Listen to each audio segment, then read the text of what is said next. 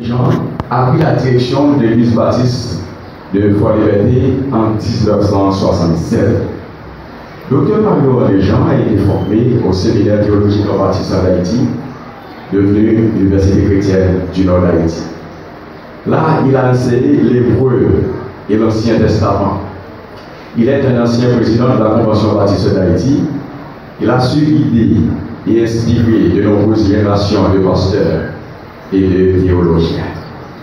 En 1998, il a obtenu un doctorat au séminaire du Nord de Chicago avec une spécialisation en organisation et croissance de l'Église. Il a exercé son ministère pendant plus d'un demi-siècle en tant que pasteur titulaire de l'Église baptiste Jérusalem de Foi-Liberté.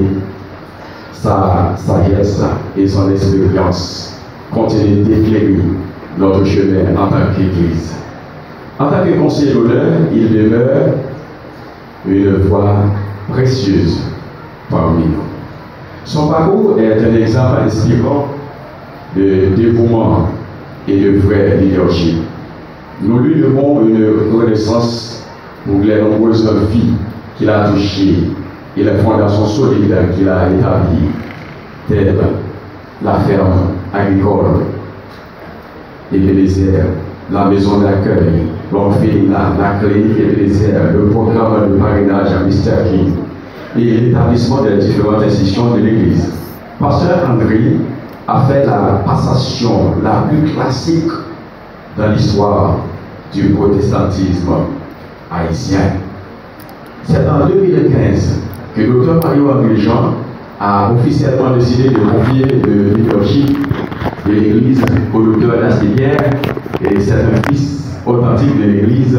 Il a été président de la jeunesse. Durant son mandat, il a réveillé la curiosité scientifique des jeunes en organisant des jeux par correspondance sur diverses sociétés de société, et notamment didactique à une époque où la technologie n'était pas aussi développée. Après avoir terminé ses études classiques, il a poursuivi des études universitaires en théologie à l'Université chrétienne du Nord d'Haïti. En 2005, il a obtenu une licence en théologie.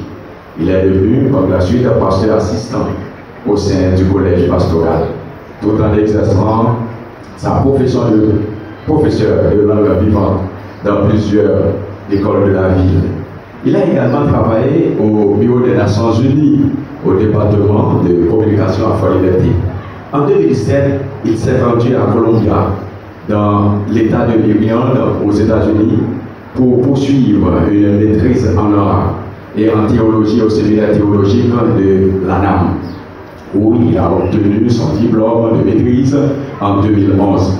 Par la suite, il a continué son parcours académique jusqu'à l'obtention de sa thèse de doctorat au séminaire théologique de la foi à Baltimore, portant sur le ministère holistique de l'Église baptiste Jérusalem de Foi-Liberté, considérant la personne dans sa globalité comme corps, esprit et âme.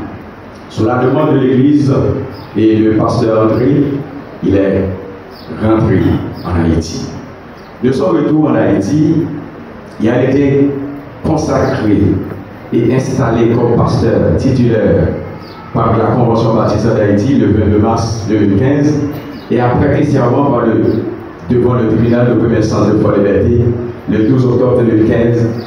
En 2020, le docteur Lastiguerre a entamé des études en sciences juridiques à la faculté de droit du Cap-Haïtien, où il a obtenu son diplôme le 22 décembre 2024 et a soutenu avec succès son mémoire de fin d'études le 29 décembre 2024.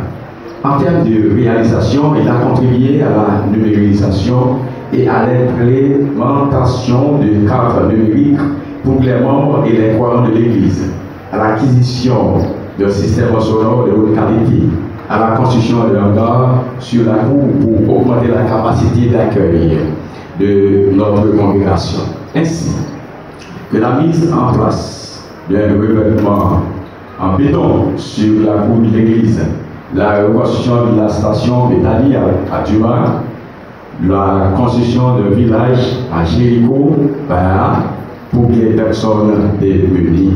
Il a fait l'acquisition de 3 bus pour l'église. Il a également créé le corps des huissiers, le cœur d'adoration. Il a fait l'achat de plusieurs terrains pour les différentes constructions du futur. Parmi ses rêves les plus chers, c'est la transformation de notre clinique en hôpital, la transformation de notre ferme agricole en une grande industrie de transformation de fruits et de produits. Et l'un de ses plus grands projets, c'est de construire la cathédrale de l'église baptiste Jérusalem de Fort-Liberté dans les années à venir.